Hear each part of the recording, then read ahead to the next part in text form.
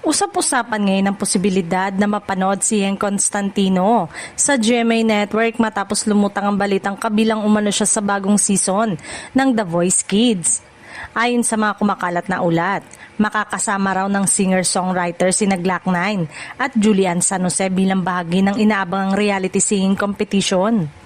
Bagamat wala pang opisyal na kumpirmasyon mula kay Yeng Constantino o sa GMA Network, marami na ang nasasabik sa posibilidad na makita siyang muli bilang mentor sa isang singing competition. Kilala si Yeng sa kanyang husay sa musika at sa pagbibigay ng inspirasyon sa mga aspiring singers.